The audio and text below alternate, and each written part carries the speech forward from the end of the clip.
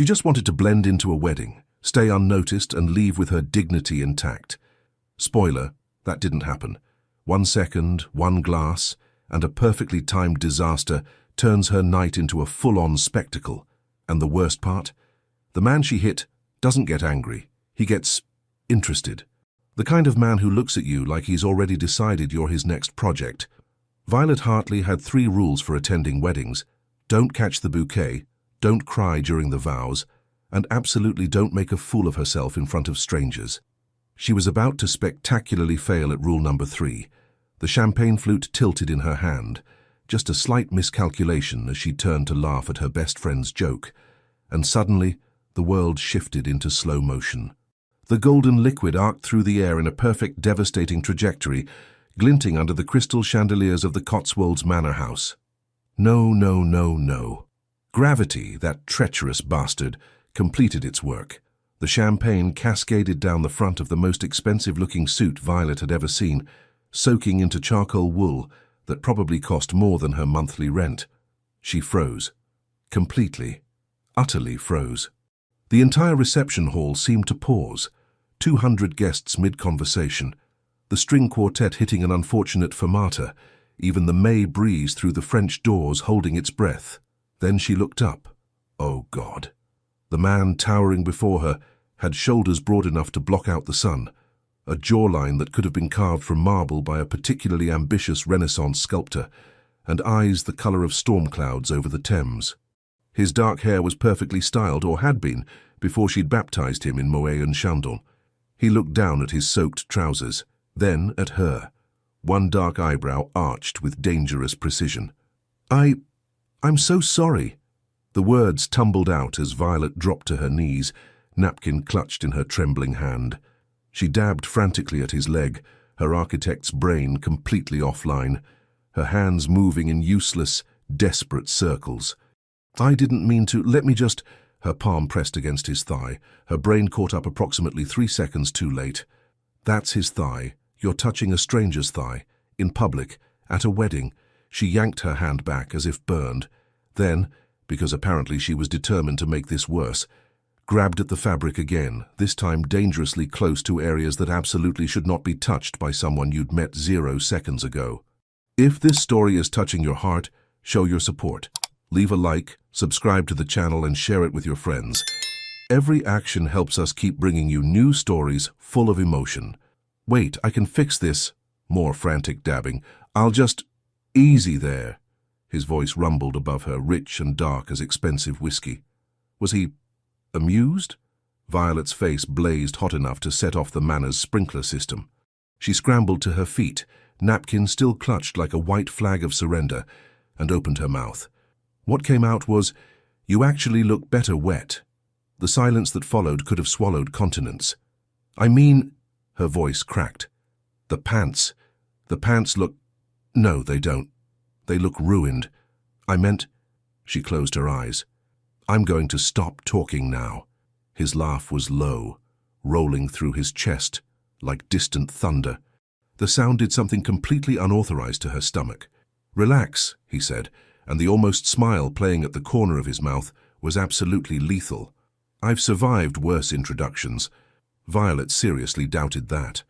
"I am so incredibly sorry." She backed away, still clutching the useless napkin, her face approximately the color of the roses in the centerpieces. "I'll just go. Possibly move to another country. Change my name." She turned to flee before she could cause any more damage. "Wait!"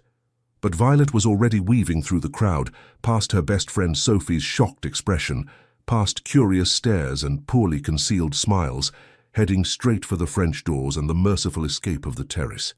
20 minutes of hiding behind a topiary later, questioning every life choice that had led to this moment, Violet had almost convinced herself she could sneak back inside, grab her clutch, and disappear into the night.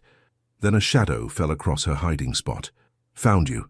She looked up to find Mr. Expensive Suit leaning against the stone balustrade, champagne stain still darkly visible against his thigh, but his expression was pure entertainment. "Are you following me?" The words came out sharper than intended, her default setting when cornered. "Considering you assaulted me with vintage champagne, I think I'm owed a conversation." He moved closer, and Violet's back pressed against the cool stone of the manor wall. Not threatening, just present. Overwhelmingly present. "I'm Ethan, by the way. Ethan Harrington." Why did that name sound familiar? "Violet," she managed. "Violet Hartley." His eyes, definitely grey, she confirmed, the colour of London sky before a storm, travelled over her face with unhurried interest. "So, Violet Hartley, who ruins expensive suits, what's your plan for making this right?" She blinked.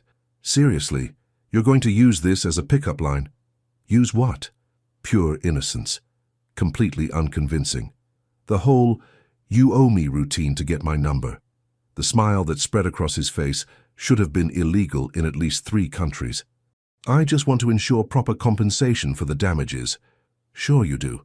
She couldn't stop her own smile from forming, traitor that it was. "And I suppose you need my number for that, purely for practical purposes." He pulled out his phone, sleek, expensive, probably worth more than her car, and held it out. "I promise to only use it for suit-related emergencies." Violet knew it was a lie. He knew she knew. The air between them crackled with unspoken acknowledgement of this mutual understanding. She took his phone anyway. Her fingers flew over the screen, entering her number with more confidence than she felt. "There. But if you spam me with dry cleaning receipts, I'm blocking you." "Noted." His thumb brushed hers as he took the phone back. Accidental or calculated, she couldn't tell. "I'll be in touch, Violet Hartley." He walked away before she could form a response, disappearing back into the reception with the easy confidence of someone who'd never doubted anything in his life. Violet stood on the terrace, heart hammering against her ribs for reasons that had nothing to do with embarrassment anymore, and wondered what exactly she'd just agreed to.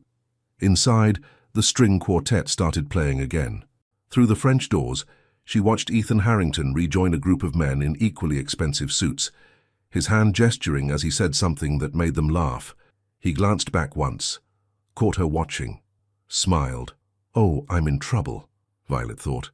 But the champagne stain on his trousers suggested he might be too. 2 days of radio silence. Violet had almost convinced herself that Ethan Harrington, whose name a quick Google search revealed belonged to the CEO of Harrington Global, a multinational investment firm with offices in 12 countries, had simply been amusing himself at the wedding. Then her phone rang, unknown number. She almost didn't answer. "Hello?" "Hi." That voice. Rich, dark, unfairly memorable. "About the trousers." Violet's laugh burst out before she could stop it. She was in her office at Fletcher & Associates Architecture, surrounded by blueprints and coffee cups, and suddenly the sterile space felt charged. "I knew it." "Knew what?" He sounded entirely too pleased with himself. "That you'd use this ridiculous excuse to call." "It's not ridiculous. Those were Tom Ford, very expensive, very ruined." A pause. "How's your schedule tomorrow night?" She leaned back in her chair, eyeing the evening sketches she'd planned to finish. "Why?" "Dinner. To discuss proper compensation." "Compensation," she repeated flatly. "I'm thinking somewhere nice. My favorite place, actually." Despite every warning bell clanging in her head, Violet found herself saying, "Fine. Where should I meet you?" "I'll pick you up. 7 o'clock. Text me your address." He hung up before she could argue. Sophie appeared in her doorway seconds later, having clearly been eavesdropping. "Was that him?" "Mr. Champagne stain?" "Don't call him that." "Oh my God, you're blushing." Sophie dropped into the chair across from Violet's desk. "You're going out with him, aren't you? Please tell me you're going out with him. Do you know who Ethan Harrington is? He's on the Forbes list, Vi. The man probably has a private jet." "It's just dinner," Violet interrupted, but her traitorous heart was already racing. Ethan showed up at 6:55 in a black car that probably cost more than Violet's entire education. She'd changed outfits 4 times, absolutely ridiculous for someone who insisted this was just dinner, finally settling on a deep burgundy dress that Sophie had forced her to buy last month. Simple, elegant, with just enough confidence to match whatever game Ethan was playing. He stepped out of the car as she emerged from her building, and Violet's breath caught. Dark suit, no tie, the top button of his crisp white shirt undone.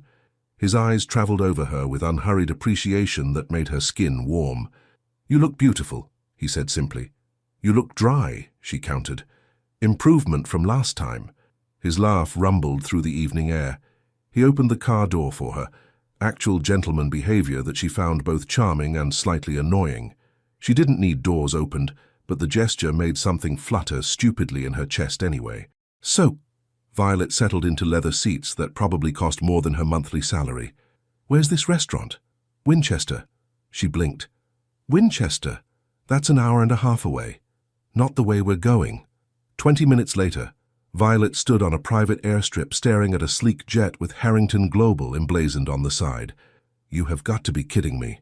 You brought me to an airport, she said slowly. Technically, it's a private airfield. Ethan stood beside the jet's stairs, hands in his pockets, looking entirely too satisfied with her shocked expression. The restaurant I mentioned? It's in Winchester. Best carbonara in England. Possibly Europe. I wasn't exaggerating about it being my favorite. You're insane. But she was already climbing the stairs, curiosity and something dangerously close to excitement overriding common sense. Absolutely insane. I've been called worse. He followed her up. Usually by competitors I've outbid. The jet's interior was obscenely luxurious, cream leather, mahogany accents, lighting that made everything look like a magazine spread. Violet tried very hard to look unimpressed. She failed. Champagne? Ethan offered, moving to a built-in bar. Violet's hand shot up. Absolutely not. I have PTSD from champagne. Water. Just water. His laugh was genuine, reaching his eyes and transforming his entire face from intimidating CEO to something warmer, more real. Fair enough. As the jet took off, smooth, effortless, because of course it was, Violet found herself studying him. Ethan sat across from her, completely at ease, 30,000 feet in the air, in a jet he owned, flying to another city for dinner like it was the most normal thing in the world. So, she said, accepting the water he handed her, do you do this often? Fly women to Winchester for pasta? Never, actually. His grey eyes held hers. You're the first person I've brought on this jet who wasn't a business associate or family member. The admission hung between them. Loaded with meaning Violet wasn't quite ready to examine. Why me? She asked, then immediately regretted it. Too vulnerable, too honest. Ethan leaned forward, elbows on his knees, close enough that she could see the darker flecks in his irises. Because you're the first woman in 5 years who looked at me and saw someone whose trousers she'd ruined, not someone whose bank account she could access. Violet snorted, actually snorted, completely undignified. That's the most pretentious thing I've ever heard. Doesn't make it less true. I come from money too, you know. She lifted her chin. The Hartleys. My father owns half of the commercial real estate in London. So I'm not some wide-eyed girl impressed by private jets. I know exactly who the Hartleys are. His smile turned knowing. That's part of why you're interesting. The dinner was, annoyingly, as good as he'd promised. The restaurant was tucked away on a Winchester side street, intimate and warm, with exactly 12 tables and a chef who greeted Ethan by name. They talked about everything and nothing. Her architecture projects, his latest acquisition, their shared love of old films and Italian food. He was sharp, quick-witted, matching her sarcasm with his own dry humor. When he smiled, really smiled, not the calculated CEO version, it did catastrophic things to her composure. Somewhere between the carbonara and the tiramisu, his foot brushed hers under the table. Accidental, probably. Neither of them moved away. So, Ethan said, pouring more wine into her glass. She'd switched from water after the first course, recklessly. Tell me, Violet Hartley, what does an architect do for fun? Ruin expensive suits at weddings, apparently. Besides that, she considered him over the rim of her glass. The candlelight caught in his dark hair, softened the sharp angles of his face. Dangerous, her brain warned. This man is dangerous to your peace of mind. I sketch, she said instead. Buildings that will never be built. Impossible structures. Dreams in blueprint form. Show me. What? Show me. Your sketches. I don't just carry them around. But she was already pulling out her phone, scrolling through photos of her personal projects. He leaned in, studying each one with genuine interest, asking questions that proved he actually understood architectural theory. His shoulder pressed against hers. She could smell his cologne, something expensive and cedar dark. These are brilliant, he said quietly. Why aren't they being built? Because they're impractical, too expensive, too ambitious. She shrugged, trying for casual. I design boring office buildings by day. These are just fantasies. I could fund one. Violet's head snapped up. What? Pick one, I'll fund it. His expression was completely serious. Consider it compensation for the trousers. That's insane. These would cost millions, I'm aware. He was still close, too close, his eyes searching hers. I'm also aware that you're trying very hard to pretend you're not attracted to me. Her breath caught. Excuse me. You've been looking at my mouth for the past 10 minutes, he said, voice dropping lower. Your pulse is racing, I can see it in your throat, and you haven't moved away even though I'm clearly in your personal space. Violet's cheeks flamed. She forced herself to lean back, create distance, rebuild the walls he'd somehow slipped past during carbonara and tiramisu. You're very confident, she said, proud of how steady her voice sounded. Am I wrong? Yes, she should say. You're completely wrong. But lying had never been her strength. Look, she said instead, setting down her wineglass with deliberate care. This was lovely. The jet, the dinner, all of it. But I'm not going to fall into bed with you just because you can fly me to Winchester on a whim. The smile that spread across his face was pure challenge. I wouldn't expect you to. Good. I'm willing to work for it. There's nothing to work for. I'm not interested in, she gestured vaguely between them, whatever this is. Liar. But his tone was gentle, amused. It's okay. I can be patient. There's nothing to be patient about. He signaled for the check, then looked at her with those devastating grey eyes. How about this? Let's be friends. Violet laughed. Friends. Friends, he confirmed. I like you, Violet Hartley. You're sharp, funny, you don't take my shit. I'd like to spend more time with you, no pressure, no expectations. It was the trap, obviously. The slow play. She should say no, thank him for dinner, go home and block his number. Fine, she heard herself say. Friends. Friends, he agreed, but the way he looked at her promised absolutely nothing friendly about his intentions. On the flight back, she caught him watching her with that same knowing smile. What? She demanded. Nothing. His grin widened. Just thinking about how you're going to fall completely in love with me. Violet threw a napkin at his head. Keep dreaming, Harrington. I will, he promised. I absolutely will. And somehow, despite everything, Violet smiled. The friendship began innocently enough. A text message on Monday morning. Coffee order. Violet stared at her phone, then at the door of Fletcher & Associates, where Ethan Harrington stood holding 2 cups from the ridiculously expensive cafe 3 blocks away that she'd mentioned exactly once during their Winchester dinner. You can't be serious, she said, pushing through the glass doors. Completely serious. He handed her a cup. Oat milk latte, extra shot, no sugar, I was in the neighborhood. Your office is in Canary Wharf, this is Southwark. His smile was pure innocence. I had a meeting nearby. At 7 in the morning? Early meeting. Violet's colleague Marcus walked past, did a double take at Ethan, then gave Violet a look that screamed, We're discussing this later. She accepted the coffee with as much dignity as she could muster. Thank you, she said stiffly. This is very friendly. That's what friends do. But his eyes lingered on her mouth as she took the first sip. Good? Perfect, she admitted grudgingly. He left, with a satisfied smile that haunted her for the rest of the day. By Wednesday, he'd called twice, once to recommend a documentary about sustainable architecture, which she absolutely did not watch immediately, and once just to ask about her day. Friends check in, he'd said when she questioned it. Friends don't call every day. Mine do. She hung up, but she was smiling. Friday evening, her phone buzzed during a particularly tedious client meeting.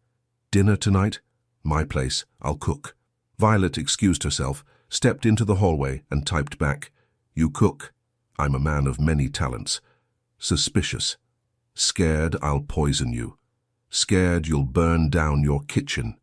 Only one way to find out. She should say no. Should establish boundaries. Should not encourage whatever game this was. What time? She typed instead.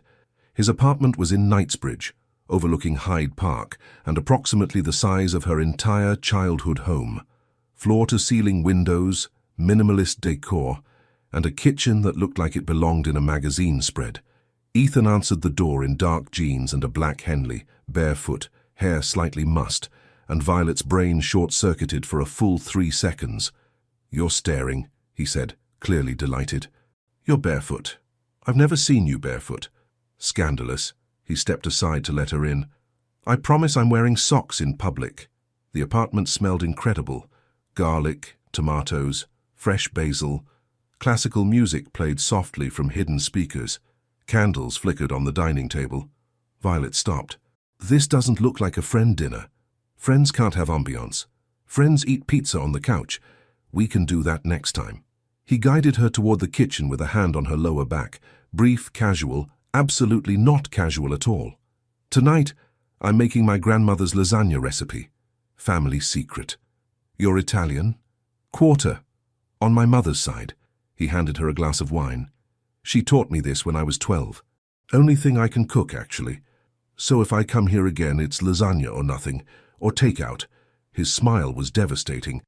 "But I make excellent lasagna." He wasn't lying. The lasagna was absurdly good. Layers of pasta, rich meat sauce, creamy bechamel, cheese that stretched when she lifted her fork. "Okay," Violet said after the 3rd bite. "I'm impressed." "Finally." Ethan raised his glass. "That's the first nice thing you've said to me." "I thanked you for the coffee." Grudgingly. "Well, you're very smug about your lasagna. I don't want to inflate your ego." "Too late. Your face is inflating it plenty." She kicked his shin under the table. He laughed, that rich, warm sound that made her stomach flip. They talked for hours, about his childhood in Hampshire, her summers in Cornwall, terrible first jobs and worse first dates. He told her about building Harrington Global from the ground up after his father died, the pressure, the loneliness at the top. She shared her frustration with corporate architecture, the soul-crushing compromises, her dream of designing something meaningful. "You will," he said with such certainty that she almost believed him. Somewhere around midnight, they ended up on his obscenely comfortable sofa, the conversation shifting to lighter topics. "Favorite film?" Violet asked. "The Godfather." Predictable. "Yours?" "The Princess Bride." Ethan's expression softened. "You're a romantic." "I'm a realist who appreciates good storytelling." "You're a romantic," he repeated, moving infinitesimally closer. Nothing wrong with that. The air between them thickened. His eyes dropped to her lips. She should leave. Should absolutely leave right now. "I should go," she said, not moving. "Probably." He didn't move either. They sat there, frozen, the space between them charged with possibility. His hand rested on the back of the sofa, inches from her shoulder. Her heart hammered against her ribs. Then her phone buzzed. Sophie, wondering where she was. The spell broke. Violet stood quickly, smoothing her dress. "Thank you for dinner. It was really nice." "Anytime." Ethan walked her to the door, maintaining careful distance now. "I meant it. You're welcome here whenever." Dangerous offer. "I know." At the threshold, he caught her hand, just for a moment, his thumb brushing across her knuckles. "Good night, Violet." Her name in his voice did illegal things to her composure. "Good night, Ethan." In the car home, Sophie's text glowed on her screen. "Where have you been?" "Dinner with a friend," Violet typed back. Sophie's response was immediate. "Liar." Violet smiled despite herself, because Sophie was right. Whatever was happening with Ethan Harrington, it was absolutely not friendship, but admitting that felt like stepping off a cliff with no idea if someone would catch her. So she'd keep calling it friendship, keep pretending the candlelight and his thumb on her hand, and the way he looked at her meant nothing, keep lying to herself for as long as she possibly could. Her phone buzzed again. "Ethan, made it home safe?" Violet. "Yes. Thanks again for dinner." Ethan. "Next Friday? Your place. So I'll bring wine, you pick the movie." She should say no, should pump the brakes before this whatever it was careened completely out of control. Violet.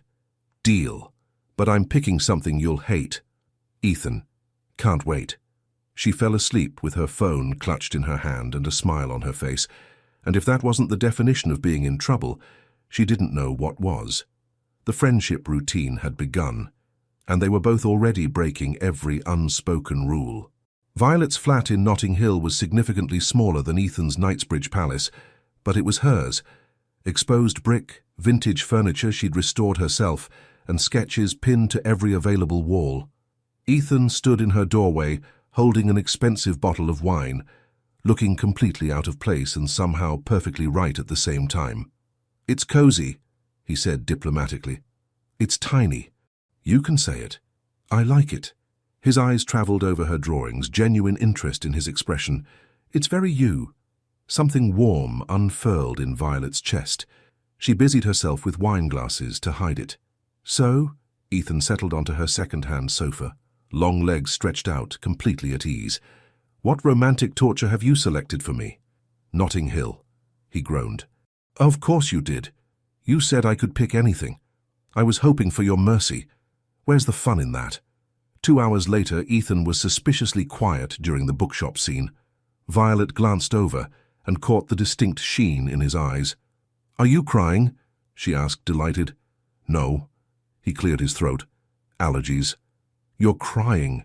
"I'm not—" He broke off as another emotional scene played out. "Fine. It's a good film." "Happy?" "Ecstatic." Violet tucked her feet under her, grinning. "The big, tough CEO has feelings. I've always had feelings. I'm just selective about who sees them." The weight of that statement settled between them. Violet's smile softened. "I'm glad you're comfortable enough to have allergies around me," she said quietly. His hand found hers on the sofa cushion. Squeezed once, let go. They didn't talk about it. The following week, Violet showed up at Ethan's office with a box from her favorite bakery. His assistant, a sharp woman named Patricia who looked like she could run the country, buzzed her through immediately. "He's been insufferable all morning. Whatever you're bringing might save us all." Ethan's office overlooked the Thames, all glass and steel and masculine efficiency. He stood at the window, phone pressed to his ear, gesturing sharply at something someone was saying. Then he turned. Saw her. His entire expression transformed. He ended the call mid-sentence. "That was rude," Violet said. "That was my lawyer. He'll survive." Ethan crossed to her, eyeing the box. "What's this?" "You mentioned liking lemon tart. Once. 3 weeks ago." She opened the box, revealing the tart she'd made at midnight because apparently she'd lost her mind. "So I made you one." The silence stretched too long. "You made this," he said slowly. "For me. Don't make it weird." "Violet." His voice was rough. "How you made me a lemon tart from scratch. It's what friends do," she said, throwing his own words back at him. He pulled her into a hug, sudden, tight, over before she could process it. But she felt his heartbeat, fast against her cheek, and smelled his cologne, and something shifted irrevocably in her chest. "Thank you," he murmured against her hair. She pulled back, flustered. "It's just a tart." "It's not." His grey eyes held hers. "And you know it." Patricia's voice crackled through the intercom, mercifully breaking the moment. "Your 2 o'clock is here." "Tell them I need 10 minutes, Ethan said, not looking away from Violet. They shared the tart in his office, him sitting on the edge of his desk, her in his leather chair spinning in slow circles, both pretending this was normal friend behavior. "This is incredible," he said around his second bite. "Seriously, you could sell these. I'm an architect, not a baker." "You're many things." He caught her chair mid-spin, pulling it closer. "Most of them surprising." "Is that a compliment?" "The highest." Patricia buzzed again, more insistent this time. Violet stood, straightening her skirt. "I should let you work." "Stay. You have meetings. I'll cancel them." "You will not." But she was smiling, ridiculously pleased. "I'll see you Friday. Your place. Bring tissues for whatever weepy film I select next." "I look forward to my emotional destruction," he said dryly. At the door, she turned back. "Ethan." "Yes?" "We should probably establish some rules." His eyebrow arched. "Rules?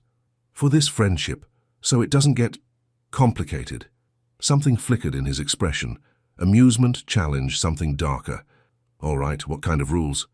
"No excessive flirting." "Define excessive." "Ethan." "Fine.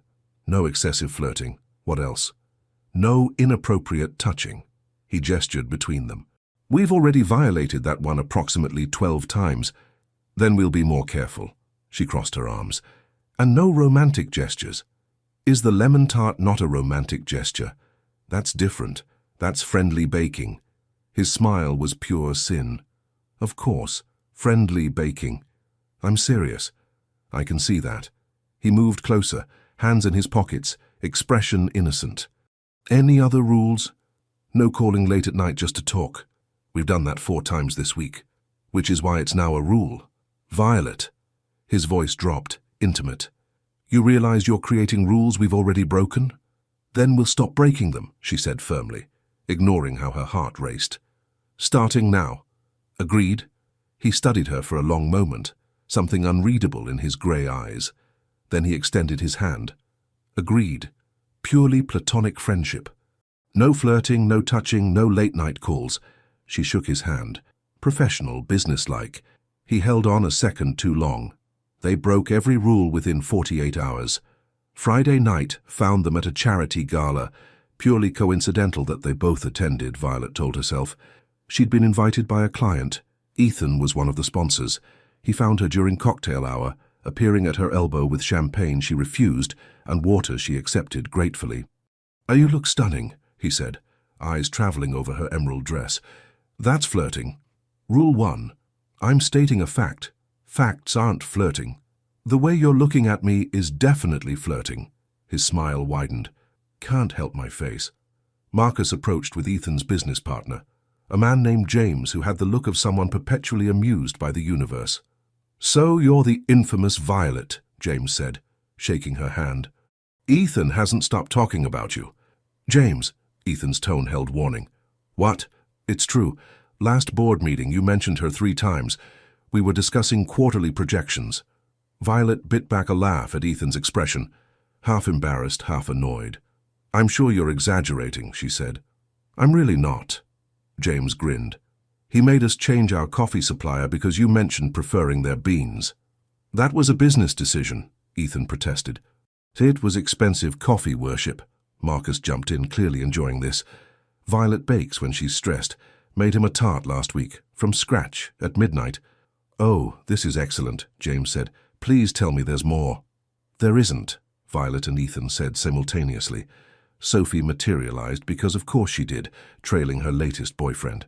Are we discussing Violet's completely platonic friendship with a man she texts constantly, sees multiple times a week and bakes for? We are indeed, James confirmed. Fascinating dynamic, Sophie's boyfriend added. Very when Harry met Sally. Men and women can be friends, Violet insisted, feeling her cheeks heat. Absolutely, James agreed, not sounding convinced at all. My question is, when are you two going to stop pretending? There's nothing to pretend about, Ethan said smoothly, but his hand had found the small of Violet's back, protective, possessive, completely violating Rule 2. She should step away. Should prove everyone wrong. Instead, she leaned into his touch. The knowing looks everyone exchanged didn't escape her notice. Later, they danced, because refusing would have been suspicious, Violet reasoned. His hand splayed across her back, her palm pressed against his shoulder. Bodies swaying to music neither of them heard. They're all watching us, Violet murmured. I know. They think we're together. I know. Doesn't that bother you? Ethan's grey eyes found hers, intense in the dim lighting. Should it? Her breath caught. We made rules. We did. We're breaking all of them. We are. His thumb traced small circles on her back. Definitely inappropriate touching.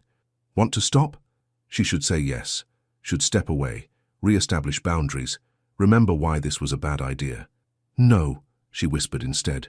His smile was slow, dangerous, full of promise. Good. They kept dancing, kept breaking rules, kept pretending this friendship was anything resembling platonic. And everyone watching knew exactly what they refused to admit. They were already gone for each other. The only question was, who would crack first? The bet started over pasta. They'd fallen into a routine, alternating weeks between his place and hers, cooking or ordering in, watching films that made Ethan emotional and Violet smug. It had been 2 months of this carefully orchestrated friendship, 2 months of skirting around what everyone else could see, 2 months of Violet lying to herself. Tonight, they were at his apartment, sprawled on opposite ends of his massive sofa, with Thai takeout containers scattered between them. Some action film played on the screen, Violet's choice, to give him a break from romance. You're staring at me, Ethan said, without looking away from the explosion on screen. I'm not. You've been staring for the past 5 minutes. Violet threw a pillow at him. Conceited much? He caught it easily, that infuriating smile playing at his lips. Just observant. I was thinking about the Henderson project, she lied. She'd actually been thinking about how unfair it was that he looked this good in a simple t-shirt and joggers, barefoot on his own sofa, hair messy from running his hands through it. How comfortable she felt here, in his space, like she belonged. How terrifying that feeling was. Liar, he said softly. Excuse me? Ethan set down his food, turning to face her fully. The movie forgotten, the air between them shifting into something charged. You're thinking about us. There is no us. Exactly my point. He shifted closer and Violet's heart rate kicked up. How long are you planning to keep this up? Keep what up? Pretending you don't feel this. He gestured between them. Whatever this is. Violet's defenses slammed into place. We're friends, Ethan. That's what we agreed. Friends don't look at each other the way you look at me. And how do I look at you? Like you want to simultaneously kiss me and push me off this balcony. She laughed despite herself. That's not entirely inaccurate. See? His smile was triumphant. Honesty, progress. Don't get excited. The balcony option is still winning. He moved closer still, until she could see the darker flecks in his grey eyes, could smell his cologne mixing with Thai food and something uniquely him. How much longer, Violet? Until what? Until you admit you're crazy about me. The audacity, the absolute infuriating audacity of this man. You're dreaming, she said, proud of how steady her voice sounded. Am I? His eyes dropped to her lips. Because your pulse is racing. I can see it right here. His finger hovered near her throat, not quite touching. And you haven't moved away even though I'm definitely in your personal space again. Maybe I'm just comfortable. Maybe you're just stubborn. Violet raised her glass of water. Always water around him. The champagne trauma still fresh. Here's to my stubbornness then. Ethan clinked his wineglass against hers, eyes never leaving her face. I'll make you a bet. What kind of bet? First one to admit they have feelings loses. She should shut this down. Should absolutely shut this down immediately. That's the stupidest bet I've ever heard, she said instead. Scared you'll lose? Scared of what exactly? I don't have feelings to admit. His smile turned dangerous. Prove it. How? We keep doing this. The dinners, the films, the friendship. He leaned back, all casual confidence. But we stop pretending there are rules. We see how long you can last before you crack. Before I crack, you're the one who'll break first. Want to make it interesting? Violet narrowed her eyes. Define interesting. Loser has to grant the winner one favor. Anything they want. No questions asked. Every rational cell in her brain screamed at her to refuse. This was dangerous. This was stupid. This was exactly the kind of game that would end with her heart in pieces. But Ethan was looking at her with that challenging smile, and Violet had never backed down from a challenge in her life. Deal, she heard herself say, but don't cry when you lose. I'll try to maintain my dignity. He extended his hand. Shake on it? She placed her palm in his. His fingers closed around hers, warm and sure, and the contact sent electricity up her arm. Neither of them let go immediately. The bet starts now, Ethan said, voice low. Bring it on, Harrington. He brought it on. The next evening, Violet was leaving her office when her phone buzzed. A photo. Ethan in a tailored suit, looking unfairly devastating, with a gorgeous blonde on his arm at some corporate event. The caption, Corporate Sponsors Dinner. Very boring. Wish you were here instead. Violet stared at the photo, something unpleasant twisting in her chest. That was not jealousy. Absolutely not. She typed back, Your date seems to be enjoying herself. She's talking about stock portfolios. You're much more entertaining. How flattering. I rank above stock portfolios. You rank above everything. But I'm not admitting that counts as feelings.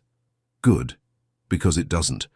She went home and definitely did not think about the blonde's hand on his arm, definitely did not wonder if he'd kissed her goodnight, definitely did not feel a completely irrational urge to track down that woman and inform her that Ethan preferred his coffee with oat milk and cried during romantic films. The next morning, Violet showed up at a construction site meeting in her tightest pencil skirt, and the heels that made her legs look incredible. Purely professional choices, she told herself. She sent Ethan a photo of herself reviewing blueprints, sunlight catching in her hair. Big client meeting. About to nail this presentation. His response was immediate. Is that skirt even legal in professional settings? Focusing on my outfit instead of my professional achievements. Very progressive of you. I can appreciate both, though the skirt is making it difficult to think about architecture. That sounds like a personal problem. It really is. Violet smiled at her phone like an idiot. The provocations escalated. Ethan started picking her up from work more frequently, arriving in his sleek car, getting out to open her door like they were in some 1950s romance. Her colleagues noticed. Marcus waggled his eyebrows every single time. Still just friends, he'd ask. Completely platonic, Violet would respond, climbing into a car that smelled like expensive leather and Ethan's cologne. She retaliated by cooking him dinner at her place, his favorite dishes that she'd memorized, served by candlelight that was purely for ambiance, not romance. This is a very romantic non-date, Ethan observed, twirling pasta on his fork. Friends can have nice dinners. With candles. With ambiance. Right. Ambiance. But his smile said he knew exactly what game she was playing. Movie nights became increasingly dangerous. She'd curl into his side during films, her head finding his shoulder like it belonged there. His arm would come around her automatically. Neither acknowledged it. This doesn't count, Violet would murmur. Doesn't count as what? Anything. Agreed. Purely friendly cuddling.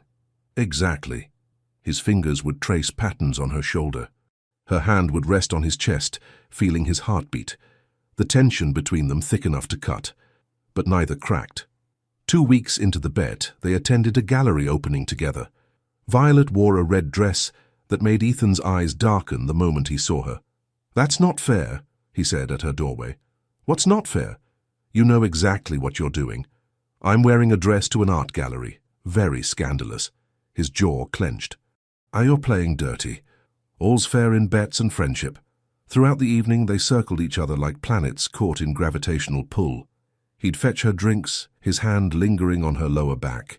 She'd laugh at his observations about pretentious modern art, touching his arm, leaning in close to whisper commentary that made him smile.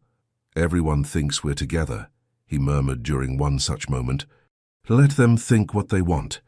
Doesn't bother you. She looked up at him, at those grey eyes that saw too much. Should it? You tell me. But she didn't. Couldn't. Because admitting it bothered her, or didn't bother her, would mean admitting this was more than their stupid bet allowed. James found them later, smirking. You two are adorable. We're friends, Violet and Ethan said in unison. Right. And I'm the queen. James sipped his champagne. How long are you planning this charade? Indefinitely, Ethan said smoothly. He'll crack first, Violet added. She's delusional, Ethan countered. You're both idiots, James concluded cheerfully. Enjoyable idiots, but idiots nonetheless. On the drive home, Ethan's hand found hers on the gear shift. Neither mentioned it, neither pulled away. You're losing, Violet said softly. Am I? This, she gestured to their joined hands. This isn't friendly. Maybe we're very affectionate friends. That's not a thing. It is now. He squeezed her hand. Still not admitting feelings. Neither am I. Good. Good. But when he walked her to her door and kissed her forehead in goodbye, lingering, tender, absolutely not platonic, Violet's resolve wavered. She was falling. Had been falling since champagne and charcoal suits and private jets to Winchester. But she'd be damned if she admitted it first. The bet was on. And they were both already losing. 3 months into their friendship, Violet's calendar had reorganized itself around Ethan. Monday, coffee delivery before work, his routine non-negotiable. Tuesday, her yoga class, which he'd somehow started attending. I need to stretch more. Wednesday, dinner at his place or hers. Thursday, industry events they'd conveniently both attend. Friday, movie night, alternating locations. Saturday, brunch, errands, whatever excuse they invented. Sunday, lazy mornings that turned into entire days together. Sophie confronted her about it over lunch. You see him more than I see my actual boyfriend, she said, spearing a tomato with unnecessary violence. And Marcus said Ethan's been to your office 17 times in the past month. He's nearby a lot, Violet said weakly. His office is 45 minutes away. Traffic's unpredictable. Vi. Sophie set down her fork. You're cooking him breakfast. You have a toothbrush at his place. He has a toothbrush at yours. You went furniture shopping together last week. Friends help each other shop. You bought a bookshelf specifically because it matched his living room aesthetic. Had she? Violet thought back to Saturday, Ethan's hand on her lower back as they wandered through the furniture store, his opinion on every piece she considered, the way they'd somehow naturally coordinated their choices. It was a nice bookshelf, she said defensively. Sophie threw her napkin at Violet's head. How you're in love with him? I'm not. You made him a birthday cake from scratch with homemade frosting. He mentioned liking chocolate cake once. You learned cake decorating for it. You took a class. I wanted to learn a new skill.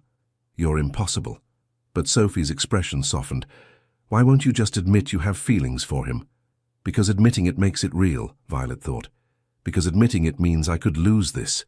Because there's a stupid bet and even stupider pride, and the terrifying possibility that maybe he's just playing a game I'm taking too seriously. It's complicated, she said instead. It's really not. Sophie reached across the table, squeezing her hand. Everyone can see it. You light up when he texts. You smile at your phone constantly. You plan your entire week around him. He plans his around me, too. Exactly. So why are you both pretending? Violet didn't have an answer for that. That evening, she showed up at Ethan's apartment unannounced, something she'd started doing because apparently she'd lost all sense of boundaries. He answered the door shirtless, hair wet from the shower, joggers slung low on his hips. Violet's brain temporarily forgot how to function. You're staring again, he said, amused. You answered the door half naked. You have a key. You could have let yourself in. She did have a key. He'd given it to her 3 weeks ago, casually over coffee. In case you need to water my plants when I travel, he'd said. He didn't have plants. I'm being polite, Violet said, pushing past him into the apartment. Since when are you polite? Since I'm a guest in your home. You're here 5 days a week. You're practically a resident. The words hung between them, loaded with implication neither would address. Violet held up a bag from his favorite Italian deli. I brought dinner. Figured you'd be hopeless trying to feed yourself. His smile was devastating. You're taking care of me now? Someone has to. You'd live on coffee and takeout. I'd survive. Barely. He pulled a shirt on, disappointingly, and followed her to the kitchen. They moved around each other with practiced ease, her grabbing plates while he uncorked wine, a choreography they'd perfected over months of these domestic moments. Sophie thinks I'm in love with you, Violet said, aiming for casual. Ethan paused mid-pour. Does she now? Apparently I see you too much, smile at my phone constantly, and plan my life around you. Sounds serious. It's ridiculous. I told her we're just friends. Obviously. He handed her a glass. What did she say to that? Called me impossible and threw a napkin at my head. His laugh rumbled through the kitchen. I like Sophie. She likes you too. Unfortunately. Violet took a sip of wine. James cornered you yet? This morning. Informed me I'm pathetically transparent and should just kiss the girl already. What did you say? That I have no idea what he's talking about. Ethan moved closer, leaning against the counter beside her. Then he showed me my calendar. Apparently I've cleared 70% of my evening meetings to be available for you. You haven't. I absolutely have. His eyes found hers. Want to know what else he said? Do I? He said I talk about you constantly. Mention you in completely unrelated business discussions, that I check my phone every 5 minutes hoping you've texted. Violet's heart hammered. That's pathetic. Completely pathetic. He was so close now, she could feel the warmth radiating from him. Almost as pathetic as learning cake decorating for someone's birthday. Sophie told you about that? Marcus told James. Who told me? Apparently you asked the instructor multiple questions about chocolate frosting stability. I wanted it to be perfect. It was perfect. His voice dropped lower. You're perfect. The air thickened. Violet set down her wineglass with shaking hands. That sounded like feelings, she managed. Did it? Ethan. His name came out breathier than intended. The bet. Right, the bet. But he didn't move away. His hand came up, tucking a strand of hair behind her ear. A gesture he'd done 100 times, but tonight it felt different. Charged. How long are we going to keep this up? Until one of us cracks. And if we both want to crack? Her breath caught. That's not how bets work. Screw the bet. You can't just... His phone rang. Shrill, insistent, shattering the moment. Ethan cursed, checked the screen, cursed again. I have to take this, he said, regret clear in his voice. Tokyo office. I've been waiting for this call. Go. Violet stepped back, creating necessary distance. I'll set out dinner. She watched him disappear into his office, then slumped against the counter, heart racing.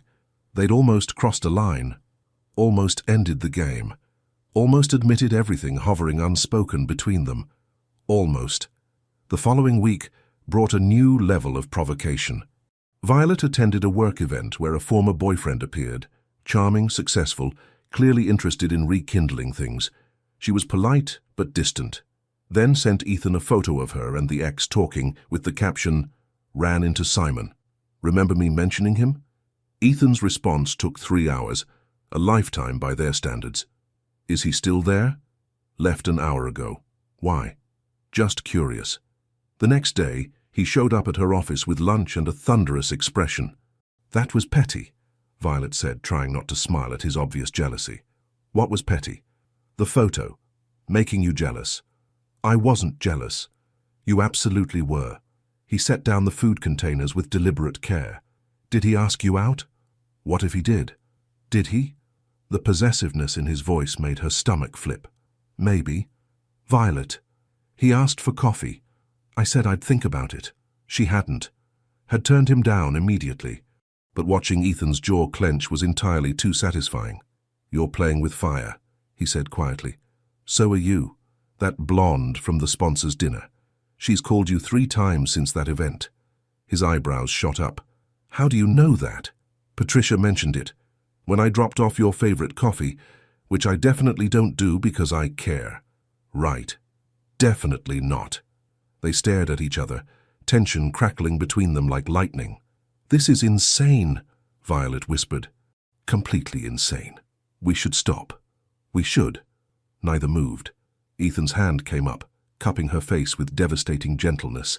His thumb brushed across her cheekbone, and Violet's eyes fluttered closed. Say the words, he murmured. Just say you feel this too. I can't. Why not? Because I'm terrified. Because admitting it means I could lose you. Because I've never felt this way about anyone, and it's completely overwhelming. The bet, she said instead. Forget the bet. You're the one who suggested it. I'm an idiot. Finally something we agree on. He laughed, the sound breaking the tension. His forehead dropped to hers, and they stood there, breathing the same air, towing the line they'd drawn. We're going to crack eventually, he said. I know. I'm not cracking first. Neither am I. Stubborn woman. Impossible man. His lips were inches from hers. One movement, one slight shift, and this entire charade would end. Marcus knocked on the door, completely oblivious to the moment he was interrupting. Vi, the Henderson client is here. Oh. He froze, taking in their position. I'll just... come back. Ethan stepped back. Violet straightened her blouse. No, it's fine, she said, voice remarkably steady. Ethan was just leaving. I was, he agreed. But dinner tonight. Your place. 7. I'll be there. He left, but the ghost of his touch remained on her face, warm and promising and terrifying. Marcus waited exactly 3 seconds after the door closed. You're both ridiculous. I know, Violet said. So when are you admitting you're in love? Never. You're going to crack. She thought about Ethan's hand on her face, his thumb on her cheekbone, the way he looked at her like she was the only person in any room. Probably, she admitted, but not today. Not yet. The bet continued, and they both kept losing.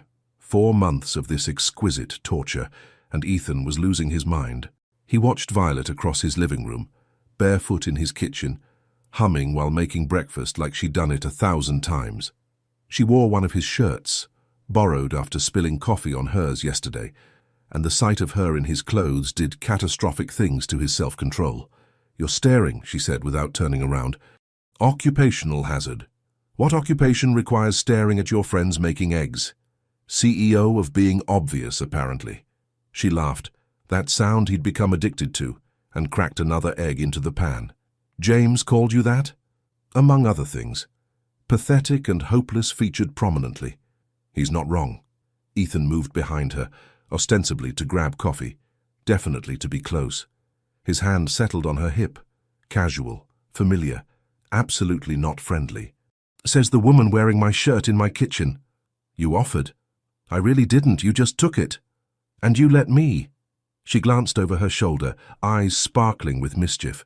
"Who's the pathetic one now?" You have no idea, he thought. No idea that he'd cleared his entire morning schedule just to have breakfast with her, that he'd turned down 3 dates because none of them were her, that he woke up thinking about her smile and fell asleep replaying their conversations. His phone buzzed. "Patricia, your mother called again, wants to know when she's meeting the girl you won't shut up about." Violet peered at the screen. "Your mother knows about me." Patricia has a big mouth. "What did you tell your mother?" "That you're a friend." The lie tasted bitter. Good, but she didn't sound convinced. "Because that's what we are." "Right. Friends who sleep over constantly." "I don't sleep over constantly. You've been here 4 nights this week. Your guest room is comfortable. You haven't used the guest room in 6 weeks. The words hung between them, dangerous, honest, because it was true. She'd fall asleep on his sofa during movies and he'd carry her to his bed while he took the couch like a gentleman. Or they'd talk until sunrise, too engrossed to notice the time passing, and she'd crash wherever was closest. Never together. Always this careful, torturous distance. "This has to stop," Violet said quietly. Ethan's heart stuttered. "What has to stop?" "This. Us, whatever this is." She turned off the stove, facing him fully. "We're lying to everyone, to ourselves. So admit it." He stepped closer, crowding her against the counter. "Say you have feelings for me. You first." "Not a chance." "Then we're at an impasse." "Violet." His hands framed her face, thumb tracing her bottom lip. She inhaled sharply. "You're killing me." "Good," she whispered. "You're killing me too." They stayed frozen, hearts racing, lips inches apart. One move, just one move, and this entire game would end. Her phone shattered the moment, Sophie's ringtone obnoxiously cheerful. Violet grabbed it like a lifeline. "I have to go, work thing." "On Sunday?" "Big presentation Monday, I need to prepare." She was lying. They both knew it. But Ethan let her go because the alternative was pinning her against the counter and kissing her senseless, and he was not cracking first. "Tonight?" he called as she gathered her things. "Can't. Family dinner." "Tomorrow?" She paused at the door, something conflicted in her expression. "We need space, Ethan." "I don't want space." "I know, neither do I. That's the problem." She left before he could argue. Space lasted 48 hours. Tuesday evening, Violet opened her door to find Ethan drenched from the rain, holding a pathetic bouquet of half-wilted flowers. "What happened to space?" she asked, trying to sound stern. The florist was closing. These were all they had. He looked utterly miserable and completely gorgeous. "Can I come in?" She should say no. Should maintain the boundaries they desperately needed. She stepped aside. He dripped on her hardwood floors, still clutching the sad flowers. "I missed you." "It's been 2 days. Felt like 2 months." "That's dramatic." "You've made me dramatic." He set the flowers on her entry table. "I had a meeting with the Tokyo investors today. Massive deal. Everything went perfectly." "That's great. And all I could think about was telling you, sharing it with you." He moved closer, water droplets sliding down his jaw. "You're the first person I want to talk to. About everything. Always." Violet's resolve crumbled. "Ethan." "I know." "The bet. I'm not admitting feelings." He laughed bitterly. "Just stating facts. Those sound suspiciously like feelings." "Do they?" He was in her space now, close enough she could feel his warmth despite the rain-soaked clothes. "Because it feels like friendship to me. You're the worst liar I've ever met." Says the woman who's been in love with me since Winchester. Her breath caught. Conceited much? Am I wrong? She should deny it. Should laugh it off, maintain the charade. You're infuriating, she said instead. You're infuriating. His hands found her waist. You're also brilliant, stubborn, gorgeous, and you make me insane. Still not feelings? Definitely not. You're impossible. You're impossible. They were doing it again, this dangerous dance, circling each other, towing the line, never quite crossing it. Stay for dinner, Violet heard herself say. I'm soaking wet. I have clothes that might fit. More of my shirts you've stolen? Borrowed. I borrowed them. His smile was slow, devastating. Whatever helps you sleep at night. Dinner was leftover pasta and wine on her sofa, Ethan in dry clothes, the rain drumming against windows. They talked about nothing and everything. His mother's persistence, her brother's overprotectiveness, the presentation she was actually stressed about. You'll nail it, he said with complete confidence. How do you know? Because you're brilliant. They'd be idiots not to choose your design. The simple faith in his voice made her chest tight. Thanks. Any time. Their fingers tangled together on the cushion between them. When had that happened? Neither pulled away. We're terrible at space, Violet said. The worst. What are we doing, Ethan? Honestly? He turned to face her, grey eyes serious. I have no idea. But I don't want to stop. Me neither. So we keep going. Until one of us cracks. You'll crack first, he said confidently. In your dreams, Harrington. But later, when he left, kissing her forehead in goodbye, lingering too long, his hands cradling her face like she was precious, Violet wondered if she'd already cracked, if they both had, if they were just too stubborn to admit it. The bet continued. But the ending was inevitable, and they both knew it. The Henderson presentation went perfectly. Violet's design was chosen unanimously, her client praising every detail. She left the office floating, immediately reaching for her phone to tell Ethan. Then Christopher Henderson appeared in the lobby. Miss Hartley, he said warmly. Mid-40s, attractive in a practiced way, expensive suit. Brilliant work today. Truly exceptional. Thank you, Mr. Henderson. Please, Christopher. His smile widened. I was hoping you might join me for dinner. To discuss the next phase of the project. Every professional instinct said yes. Henderson Holdings was massive. This project could make her career. That would be lovely, Violet said. When were you thinking? Tonight, actually. I have reservations at Marcus's, one of London's most exclusive restaurants. Unless you're busy. She should be busy. Should have plans with Ethan. They always had plans. But they'd agreed to space again after Tuesday's near miss. Tonight works, she heard herself say. Ethan found out entirely by accident.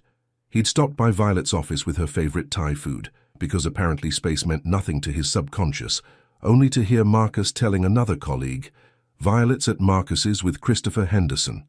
Fancy dinner for the big client. The takeout containers nearly slipped from Ethan's hands.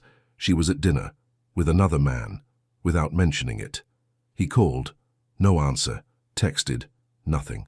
The rational part of his brain knew it was business. The completely irrational, jealous part remembered how Henderson looked at Violet during that presentation. Too interested, too warm, nothing professional about it. He called again. This time she answered. Background noise of expensive restaurant ambiance. Ethan. Her voice was quieter. Is everything okay? Where are you? He kept his tone carefully neutral. Having dinner. Why? With who? A pause. A client. Christopher Henderson. You didn't mention it. It was last minute. She sounded confused by his tone. We're discussing the project. At Marcus's. Very professional. What's that supposed to mean? People were staring at him, standing in the middle of Violet's office building lobby, clutching Thai food like an idiot. He didn't care. Nothing. Enjoy your dinner. He hung up before she could respond. Violet stared at her phone. Christopher mid-sentence about construction timelines. That was anger. Unmistakable, cold anger in Ethan's voice. He was jealous. Part of her, the petty part, was gratified. The rest was confused and slightly annoyed. They weren't together. He had no right to be upset about a work dinner. Except they basically were together. In every way that mattered except the admission. Everything all right? Christopher asked.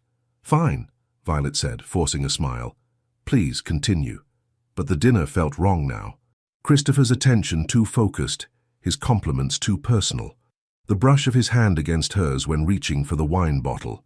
She cut the evening short, citing early meetings, and ignored his disappointed expression. Ethan didn't answer her calls on the way home. 3 days of silence, 3 days of Violet checking her phone constantly, composure cracking with each hour. No texts, no calls, no coffee deliveries or surprise visits. Nothing. Sophie found her Thursday evening, stress-eating ice cream directly from the container. Still fighting with your not-boyfriend? We're not fighting, we're just not talking. That's literally what fighting is. He has no right to be angry. Violet stabbed her spoon into chocolate chip. It was a work dinner. Did you tell him it was happening? It was last minute. Did you text him after? Sophie's look was knowing. Let him know it was just business. Violet's silence was answer enough. So he's sitting there thinking you're on a date with another man, Sophie said gently, and you're here eating Feelings ice cream, both miserable, both too stubborn to apologize. I have nothing to apologize for. Vi, you see him every day, text him constantly, plan your life around him. Then suddenly you're at a romantic restaurant with another man and don't mention it? It wasn't romantic. Was Christopher flirting? Violet thought about the hand touches, the lingering looks. Maybe a little. Did you shut it down? She hadn't. Not explicitly. Too focused on Ethan's call, on the growing realization that she'd hurt him. I need to talk to him, Violet said. Finally, some sense. Friday evening, Violet stood outside Ethan's building, container of homemade lemon tart clutched like a peace offering. Her hands shook as she knocked. He opened the door looking terrible, hair disheveled, eyes shadowed, barefoot in joggers and a t-shirt, like he hadn't slept in days. You look awful, she said. So do you. They stared at each other, all the anger, hurt and longing hanging between them. You're being ridiculous, Violet said finally. His jaw clenched. I'm being ridiculous? You got angry over a work dinner. You went to dinner with a man who's clearly interested in you. Didn't tell me, didn't answer my texts afterward. We're not together, Ethan. We're friends, remember? Something dangerous flashed in his eyes. Don't. Don't what? Don't hide behind that word. He pulled her inside, closed the door with controlled force. We stopped being just friends months ago and you know it. Then what are we? I don't know. His voice rose, frustration breaking through. But it's not friendship. Friends don't feel like this. Like what? Like I can't breathe when you're not around. Like every moment without you is wasted. Like the thought of another man touching you makes me want to break things. Violet's heart hammered. Ethan. I hated it, he continued, voice rough. Hated knowing you were with him.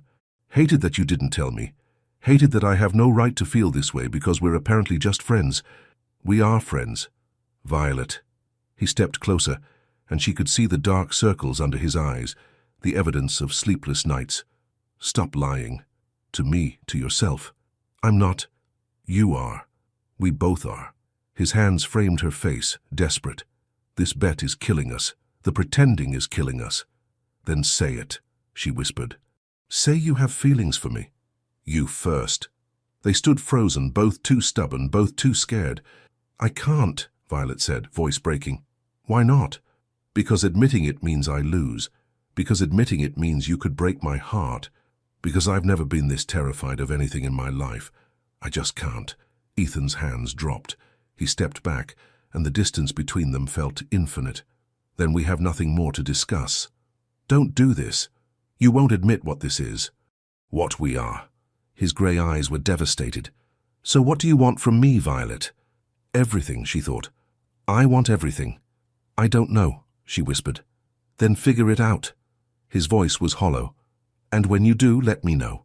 She left, lemon tart abandoned on his counter, tears streaming down her face.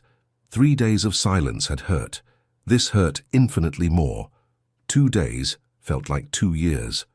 Violet couldn't eat, couldn't sleep, couldn't focus on anything except the look on Ethan's face when she'd walked out. She'd rehearsed 1,000 apologies, deleted 100 texts, picked up the phone countless times only to lose her nerve. Saturday afternoon, she found herself baking. Again, lemon tart, his favorite. Her hands moved automatically through the familiar motions, while her mind replayed every moment, every conversation, every almost kiss. Sophie appeared in her kitchen doorway. "You're making another tart. He deserves an apology. He deserves the truth." Violet's hands stilled on the pastry dough. "What if it ruins everything?" "Vi, there's nothing left to ruin. You're already miserable apart." She was right. Of course she was right. Violet boxed the tart with trembling hands and drove to Knightsbridge before she could change her mind. Ethan looked worse than before. Unshaven, eyes haunted, wearing the same joggers from 2 days ago. "I brought lemon tart," Violet said weakly. "Again?" He didn't smile. "Violet, let me say this. Please." She pushed past him, setting the box on his counter with more force than necessary. "You were right. About everything. I went to dinner with Christopher, and I didn't tell you because part of me wanted to hurt you. Wanted to see if you'd care. Of course I cared. I know that now." She turned to face him. "I was scared, Ethan. Terrified of how much I feel for you. So I hid behind the bet, behind friendship, behind every excuse I could find." His expression softened slightly. "Violet, I'm not finished." She moved closer, heart hammering. "You asked what I want from you. I want everything. Morning coffee and movie nights and your ridiculous emotional reactions to romance films. I want your hand on my back and your lips on my forehead and your voice when I wake up. You have all of that. I want more." Her voice cracked. "I want you to look at me and know you're mine. I want to stop pretending this is casual when it's the most important thing in my life." Ethan closed the distance between them in 2 strides. "Say it. I don't want to be your friend." The words tumbled out, years of walls crumbling. "I haven't wanted that since Winchester, maybe since the wedding. I'm completely hopelessly in love with you, and I lose the stupid bet, but I don't care anymore because—" His mouth crashed onto hers, swallowing the rest of her confession. The kiss was everything. Desperate, consuming, months of tension exploding into sensation. His hands tangled in her hair, pulling her closer, as if she might disappear. She grabbed his shirt, anchoring herself to him, kissing him back with equal desperation. When they broke apart, both gasping, his forehead dropped to hers. "I love you," he breathed. "God, Violet, I love you so much. I've been in love with you since you destroyed my favorite trousers and touched my thigh in the middle of that reception." She laughed through tears. "That's a terrible moment to fall in love." "It was perfect." He kissed her again, softer this time. "You were perfect, flustered and beautiful, and completely yourself. We're both idiots. Completely." His thumb wiped away her tears. "But we're idiots in love. What about the bet?" "Screw the bet. We both lost the moment we met." She pulled him down for another kiss, this one slow and thorough, tasting like promises and possibilities. His hands spanned her waist, pulling her flush against him, and Violet melted into the contact she'd been craving for months. "Stay," Ethan murmured against her lips. "Please stay. I'm not going anywhere." They moved to his bedroom slowly, reverently. Every touch deliberate, every kiss a question answered with overwhelming yes. Ethan's hands trembled as he traced the curve of her spine, like she was precious, breakable, miraculous. "You're sure?" "I've never been more sure of anything." He kissed her shoulder, her collarbone the hollow of her throat, taking his time, learning every sound she made, every response. When she whispered his name, desperate, needing, he gathered her closer. "I've got you," he promised. "I've always got you." The night unfolded in whispered confessions and gentle discoveries. He touched her like worship, and she returned it with equal devotion. When they finally came together, it felt like coming home. Afterward, wrapped in his arms, Violet traced patterns on his chest. "What favor do I owe you?" she asked. "Since I admitted feelings first." "You already gave it to me." "What was it?" "This." He kissed her forehead. "You. Staying. Loving me back. That's a terrible prize. That's everything." She smiled against his skin, finally, completely at peace. They'd both lost the bet, but they'd won something infinitely better. Morning sunlight filtered through Ethan's bedroom curtains, painting golden stripes across tangled sheets. Violet woke to find him watching her, that devastating smile on his face. Creepy, she murmured, voice rough with sleep. Beautiful, he corrected, brushing hair from her face. You're beautiful in the morning. I'm a disaster in the morning. My favorite disaster. He kissed her forehead, her nose, finally her lips. Coffee? Please. She watched him move around the kitchen wearing only joggers, completely at ease, making her coffee exactly how she liked it without asking. 4 months of friendship had taught him everything. Now she got to keep him. The thought made her giddy. What's that smile? Ethan handed her a mug, settling beside her on the sofa. Just happy. Good. He pulled her legs across his lap, thumb tracing circles on her ankle. Because I plan to make you this happy every morning. Presumptuous. Who says I'm staying every morning? His eyes darkened. Say you are.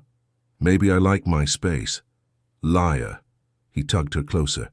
You've essentially lived here for weeks. That was different. How? We were friends then. We were idiots then. He kissed her, slow and deep. Now we're idiots in love.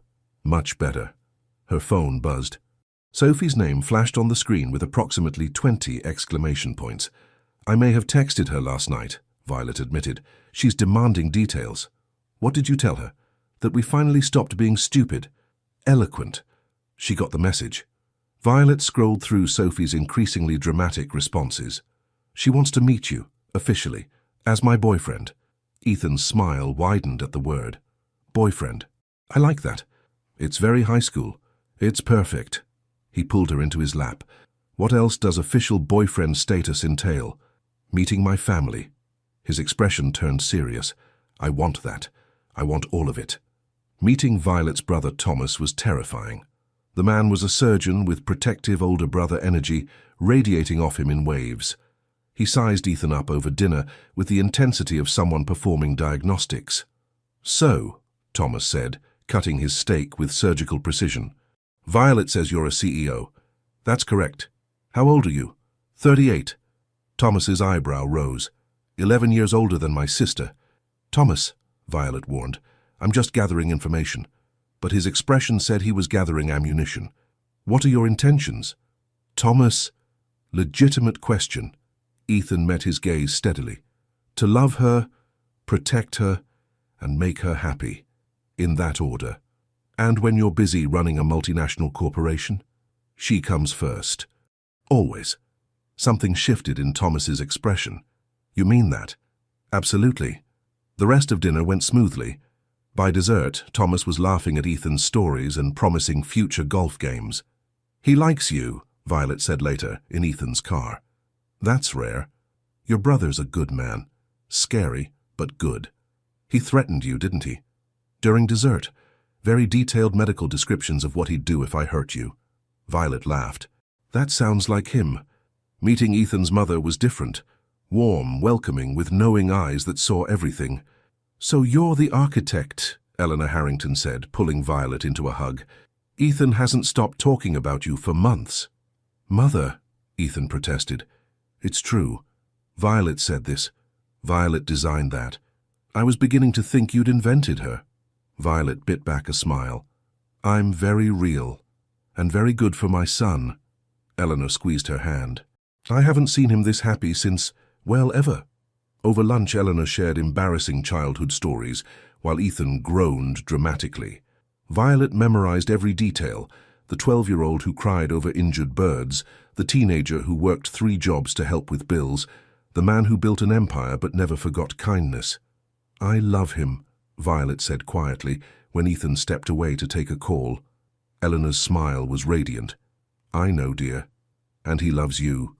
It's written all over both your faces. The next months unfolded like a dream. Weekend trips to the Cotswolds, lazy mornings in bed, dinners where they held hands across tables without hiding. Ethan would show up at her construction sites with lunch, hard hat slightly askew, making her workers grin. She'd surprise him at board meetings with coffee, Patricia always waving her through. They fought occasionally, about his overprotectiveness when a contractor was rude, about her working too late, about who got to pick the movie. But they always resolved it the same way. Honest conversation, sincere apologies, and kisses that made them forget what they were arguing about. You're different, James observed during a double date. Softer. I'm not soft, Ethan protested. You absolutely are. James gestured to where Ethan's hand rested on Violet's knee. You smile constantly. You leave meetings early, you're almost human. I've always been human. Debatable. But James's expression was fond. She's good for you. She was. Violet made him laugh, challenged him, grounded him. With her, he wasn't just the CEO, the businessman, the heir to Harrington legacy. He was just Ethan, and she was just Violet. Brilliant, stubborn, beautiful Violet who baked when stressed and cried during sad films and fit perfectly in his arms.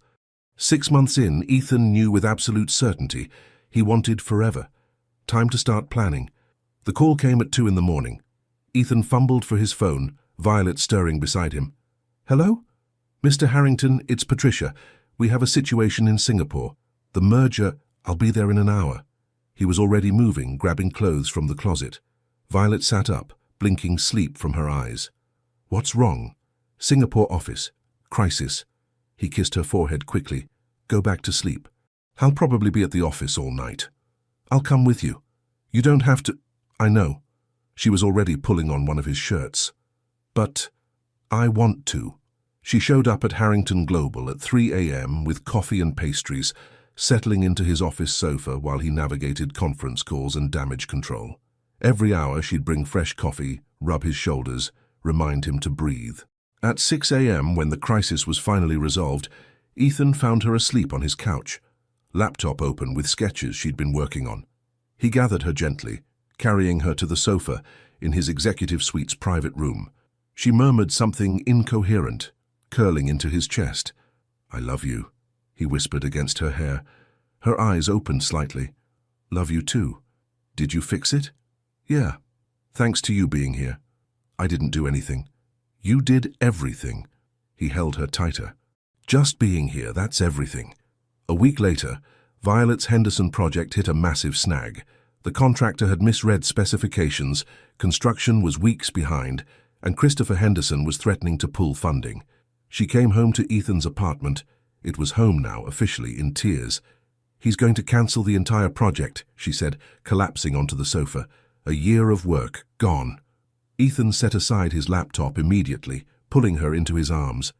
Tell me what happened. She explained through tears, the mistakes, the timeline issues, Henderson's anger. Ethan listened, stroking her hair, letting her vent. What if I can't fix this? She whispered. You'll fix it. You always do. You don't know that.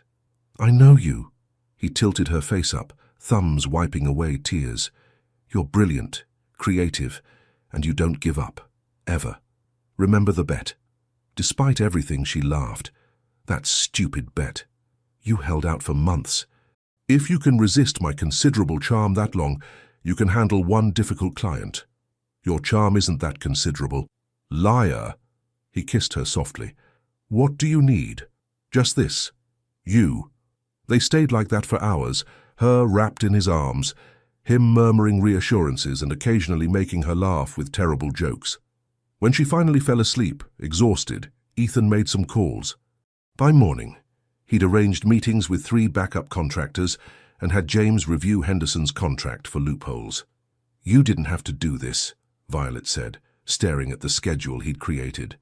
I wanted to. He pulled her close. Your success is my success. Your problems are my problems. That's very coupley of you. We are a couple. An excellent couple. She saved the project, using his contacts and her talent. Henderson not only continued funding, but increased the budget, impressed by her problem-solving. You're amazing, Ethan said when she told him, spinning her around his kitchen in celebration. We're amazing, she corrected. Team effort. Best team ever. They fell into deeper patterns. Violet started keeping clothes at his place, then furniture, then her favorite sketches on his walls.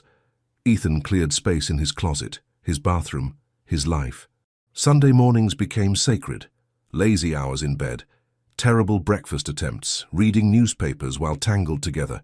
He'd read her the business section. She'd share architectural journals, completely domestic, completely perfect. Move in officially, he said one Sunday, apropos of nothing. Violet looked up from her coffee. What? Move in. You're here 6 days a week anyway. Make it 7. That's a big step. We've taken bigger. His grey eyes were serious. I want to wake up with you every morning, fall asleep beside you every night, come home to you always. Her heart melted. You're very romantic when you want something. Is it working? Maybe. She set down her coffee, moving to straddle his lap. What's in it for me? Me. Every day, all my terrible cooking attempts and emotional film reactions. Tempting offer. Also unlimited lemon tart privileges. Now you're talking. She kissed him thoroughly. Okay. Okay? I'll move in. Officially. His smile could have lit the entire city. Best decision you've ever made. Second best, she corrected. First was ruining your trousers. That was fate. That was champagne and poor coordination. Same thing. He stood, lifting her with him. Let's celebrate. How? His grin turned wicked. I have ideas. Later, wrapped in sheets and satisfaction, Violet thought about how far they'd come. From strangers to friends to this. Partnership, love, home. What are you thinking? Ethan asked, fingers tracing lazy patterns on her spine. That I'm really happy. Good. He kissed her shoulder. Plan to keep you that way forever. Forever sounded perfect. Living together was chaotic perfection. Violet learned that Ethan was incapable of closing cabinet doors, left coffee cups everywhere, and sang off-key in the shower. He discovered she hoarded sketching supplies, talked to herself while designing, and was absolutely useless before her first coffee. They loved every minute. You left the milk out again, Violet said one morning, returning it to the fridge. You left your pencils on my side of the bed, Ethan countered, holding up 3 sketching pencils. That's different. Those are important. And my milk isn't? She kissed him to shut him up. Your milk is very important. That's what I thought. He pulled her closer, deepening the kiss until she forgot what they were arguing about. This happened frequently. Their 1-year anniversary approached, and Ethan was a mess. You're acting strange, James observed during a meeting. Distracted, nervous. Did someone die? No one died. Then what's wrong? Ethan glanced at the ring hidden in his desk drawer. Vintage, platinum with a stone the color of Violet's eyes. He'd had it for 3 weeks, waiting for the perfect moment. Nothing's wrong. Everything's right. That's the problem. James's eyes widened. So you're going to propose. Keep your voice down. Oh, this is excellent. James grinned. How are you planning it? Please tell me it's elaborate. She deserves elaborate. I have a plan. The plan involved flying back to Winchester, to the restaurant where they'd had their first date. He'd arranged a private dining room, musicians, flowers, the works. That's very romantic, James approved. She'll love it. Ethan hoped so. His hands shook just thinking about it. The weekend before their anniversary, they attended Sophie's engagement party. Can you believe it? Sophie gushed, showing off her ring. We're all growing up, getting married, being adults. Terrifying, Violet agreed, but she was smiling. Ethan's hand found hers under the table, squeezing. She squeezed back and something passed between them. Understanding, promise, future. Later, dancing in Sophie's garden, Violet looked up at him with those eyes he loved. Happy? He asked. Incredibly. She rested her head on his chest. This past year has been the best of my life. Mine too. Even when I'm impossible? Especially then. He kissed her forehead. I love your impossible. Your stubborn, brilliant, beautiful impossible. Smooth talker. Only for you. They swayed under string lights, surrounded by friends, perfectly content. Ethan. Violet's voice was soft. Yes? I want this. Someday. The engagement, the wedding. All of it. With you. His heart nearly stopped. Yeah? Yeah. She looked up, vulnerable and certain. I know it's only been a year, but I can't imagine my life without you in it. I don't want to. You won't have to. He cupped her face, thumbs tracing her cheekbones. I promise. You're stuck with me forever. Good. She kissed him, soft and sweet. That's exactly how long I want you. The ring in his pocket felt like it was burning a hole through his jacket. Soon. Very soon. Their actual anniversary arrived with typical chaos. Violet had an emergency client meeting that ran late. Ethan's Singapore office had another crisis. By the time they both made it home, it was nearly 9 p.m. "Some anniversary," Violet sighed, collapsing on the sofa. "I'm sorry. I wanted today to be perfect." "It is perfect." Ethan sat beside her, pulling her into his arms. "You're here. That's all that matters. We didn't even have dinner, so we order in, like we always do." He kissed her temple. "Some of our best nights have been takeout and movies." She smiled against his chest. "You're not disappointed?" "Never. Not with you." They ordered Thai food. Their first meal together had been Thai at his apartment during movie night. It felt fitting, circular, like coming home. Over pad Thai and spring rolls, Ethan watched her laugh at something on her phone, probably Sophie's latest dramatic text, and felt the ring burning in his pocket. Soon. Very soon. But not tonight. Tonight was just theirs, simple and perfect. "What are you thinking?" Violet asked, catching his stare. "That I love you." Good answer. She crawled into his lap, wrapping her arms around his neck. "I love you too. So much it's actually ridiculous." "How ridiculous?" "Like embarrassingly ridiculous. Sophie says I'm insufferable." "You are insufferable." He kissed her nose. "Insufferably perfect. Smooth talker. Only for you." They made love slowly that night, taking their time, savoring each touch. Afterward, tangled in sheets, Violet traced patterns on his chest. "Best anniversary ever," she murmured, sleep pulling at her voice. Ethan held her closer, already planning. Winchester, the restaurant, the ring, the trousers he'd kept for exactly this moment. Next week, he'd ask her next week. "Sweet dreams," he whispered. "Always with you," she said, and fell asleep smiling. Perfect preparation for forever. 1 week after their anniversary, Ethan texted Violet at work. "Clear your schedule tonight. Dress nice. I'm picking you up at 6. Sophie read the message over Violet's shoulder and squealed. "This is it, he's proposing." "He is not proposing," Violet said, but her heart raced. "We've only been together a year. You've been living together for months. You're completely in love. When you know, you know. You're being dramatic, and you're being oblivious." Sophie pushed her toward the door. "Go home. Wear that emerald dress, the one that makes him forget how to speak." Violet went home, wore the emerald dress, told herself this was just dinner. Her hands shook anyway. The private jet should have been her first clue. "Winchester?" she asked as they took off. "Our place." Ethan's smile was mysterious, nervous. Felt like the right choice. The restaurant looked exactly as she remembered. Intimate, candlelit, perfect. But tonight, the private dining room was transformed with roses everywhere, soft music playing, their table set with silver and crystal. "Ethan," she breathed, "this is beautiful. You're beautiful." He pulled out her chair, and his hands trembled slightly. "I wanted tonight to be special." They ate slowly, savoring every bite, every word, every glance. Violet felt electricity in the air, anticipation building with each passing moment.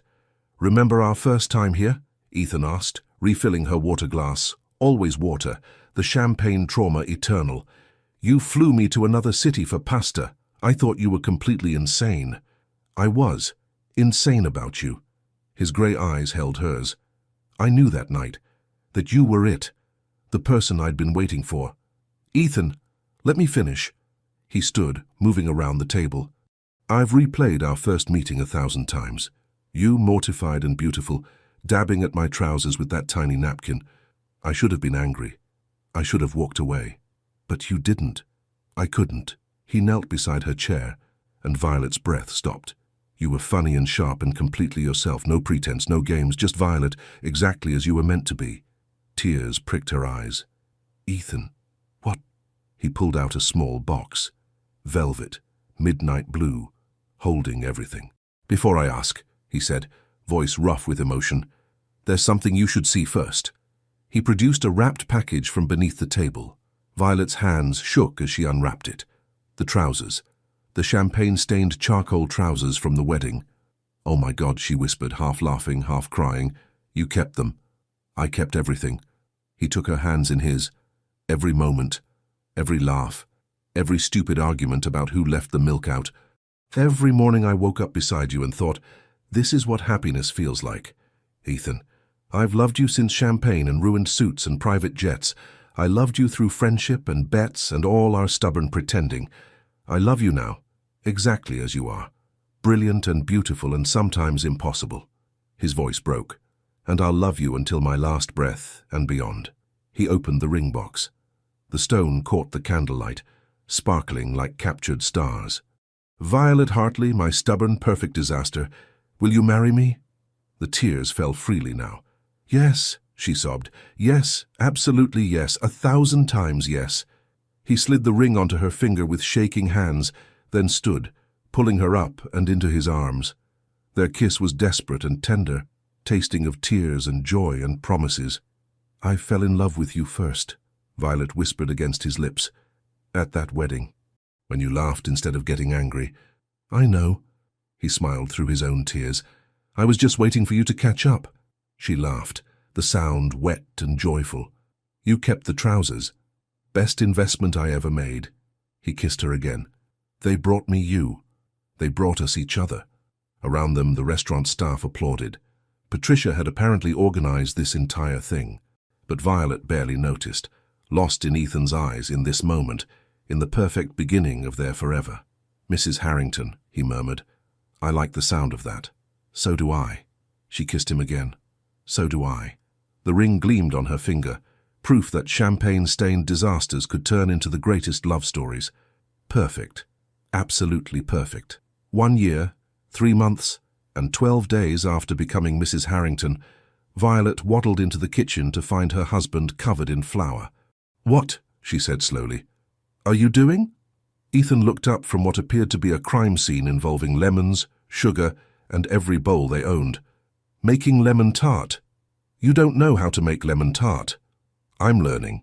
He gestured to his laptop, open to a recipe website. For you and baby. Violet's hand went automatically to her 6-month bump. The baby doesn't eat lemon tart yet. But you do, and you've been craving it all week. He returned to his disastrous attempt at pastry. I can do this. How hard can baking be? She bit back a smile, watching her brilliant CEO husband, who negotiated billion-dollar deals without breaking a sweat, struggle with basic pastry dough. You're doing it wrong, she said gently. I'm following the recipe. You're over-mixing. The dough will be tough. His shoulders slumped. I just wanted to do something nice for you. Her heart melted completely. She moved behind him, wrapping her arms around his waist as much as her belly allowed. You do nice things for me every day, like dealing with my pregnancy hormones without running away screaming. You're not that bad. I cried at a yogurt commercial yesterday. The little girl was very cute with that puppy. She kissed his shoulder blade. See? Perfect husband. Imperfect baker. But he was smiling now. Want to help me fix this disaster? Always. They remade the tart together, his hands over hers as she guided him through the process. Flour ended up in her hair. Lemon juice splattered his shirt. By the time the tart went into the oven, they were both laughing. We're a mess, Violet said. We're perfect. He pulled her close, hands cradling her bump. How's our little one today? Active. I think she has your inability to sit still. She? Just a feeling. Violet laid her hands over his. Or he. I'm happy either way. Me too. He kissed her forehead. Movie while the tart bakes. You're going to make me watch something romantic, aren't you? Maybe. And you're going to cry. I don't cry at movies. You absolutely do. They settled on the sofa. Their sofa now in the house they'd bought together in Richmond. Big garden for future children, rooms for Violet's studio and Ethan's home office, and a kitchen where they could make disasters together. Perfect. Ethan selected The Notebook because apparently he enjoyed emotional devastation.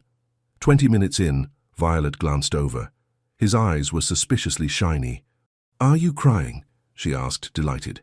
No, he cleared his throat. Allergies. We've been married over a year. You can admit you cry at movies now. I'm not crying. I'm just emotionally invested in their story. Uh-huh. She snuggled closer, his arm coming around her automatically. It's okay. I love that you have feelings. I have so many feelings, he admitted, especially about you, and this little one. His hand rubbed gentle circles on her belly. I can't believe we're having a baby. Scared, terrified, excited, overwhelmed. He looked at her with those grey eyes she loved, but mostly grateful. That you ruined my trousers. That you drove me insane for months. That you're mine. Ours, Violet corrected, placing her hand over his on her stomach. We're all yours, forever. The baby kicked, strong and sure, and Ethan's face transformed with wonder. She likes when I talk, he said softly. Of course she does. You're her daddy. He kissed Violet then, slow, sweet, full of promise. Then bent to kiss her belly, whispering things she couldn't quite hear but felt in her soul. The movie played on. The tart baked. Outside, autumn leaves drifted past their windows. Inside, everything was exactly as it should be. What should we name her? Ethan asked. Or him? I was thinking, for a girl, maybe Eleanor. After your mother. His eyes went suspiciously bright again. She'd love that. And for a boy? Thomas, after your brother? He'd pretend not to care but secretly be thrilled. They discussed names and nursery colors and all the beautiful, terrifying unknowns of parenthood. The tart came out slightly burned but edible, Ethan's best attempt yet. Later, curled together on the sofa, Violet watched her husband sleep, his hand protective on her belly even in dreams. She thought about champagne and ruined trousers and stupid bets. About friendship that became love that became this, partnership, family, forever. Thank you, she whispered to whatever force had brought them together, for all of it. The baby kicked in response, and Violet smiled, completely, perfectly happy. Leave your comment and share this story with someone special. It truly helps us keep bringing new stories to you. And if you want to follow every chapter of this emotional journey, subscribe to the channel and turn on the notification bell. Your support makes all the difference.